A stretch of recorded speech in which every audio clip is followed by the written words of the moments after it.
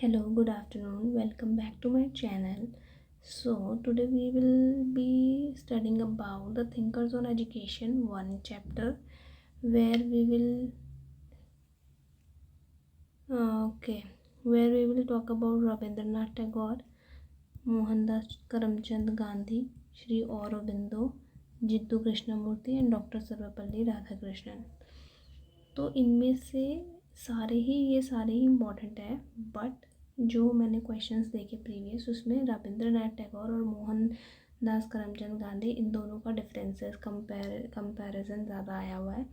And Sarvepalli Radhakrishnan as we all know that we celebrate teachers day, तो accordingly Sarvepalli Radhakrishnan की perspective भी आया एजुकेशन के ऊपर. So let's start with Rabindranath Tagore.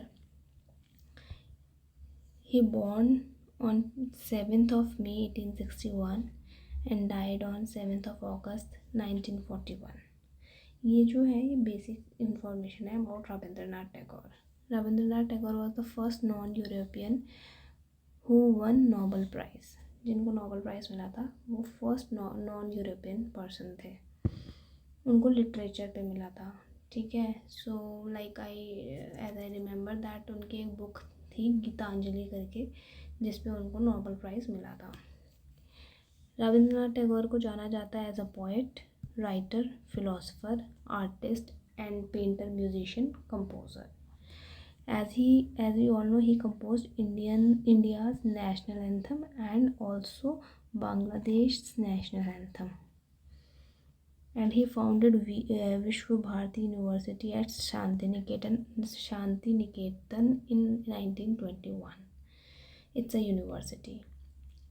And he was totally opposed of rote learning.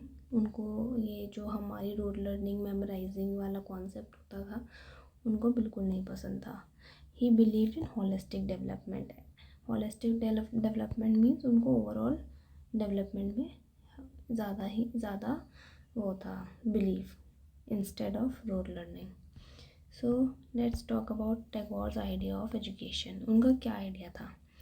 Education develop the whole human being. Education ऐसी होनी चाहिए जो एक होल ह्यूमन बीइंग को डेवलप करे. कैसे?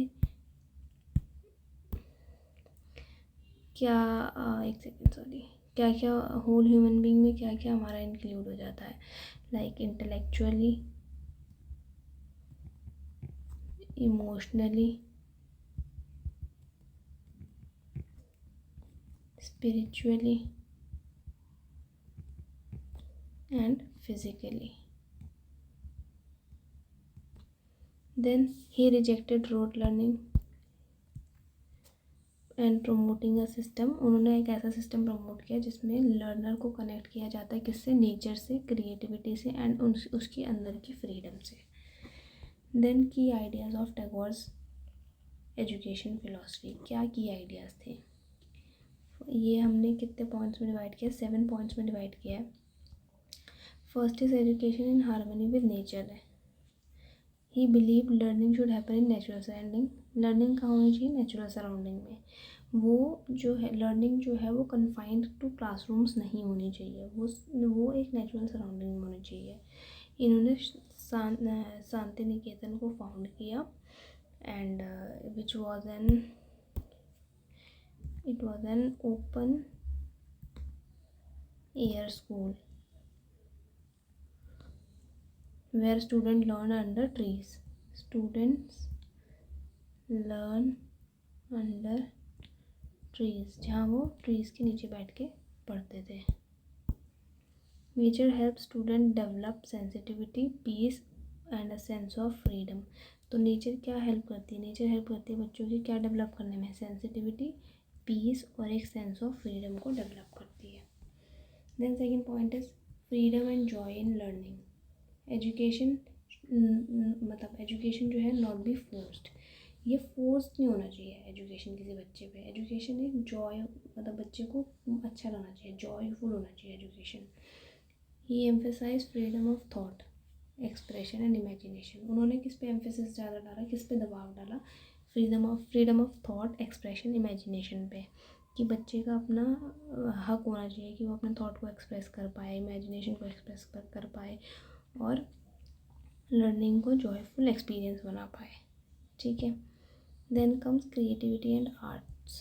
Creativity and arts means he strongly believed in music, dance, painting, literature as an essential to education. उनके according ये जो चीज़ें थी, ये जो हमारी चीज़ें थी, म्यूज़िक हो गई, डांस हो गई, पेंटिंग हो गई, लिटरेचर हो गई, ये सब जो थी ये एसेंशियल पार्ट था एजुकेशन का। And he encourage student to express themselves creatively. उन्होंने एक बच्चों को खुद को एक्सप्रेस करने के लिए एक मौका दिया था, इनकरेज किया गया था उनको।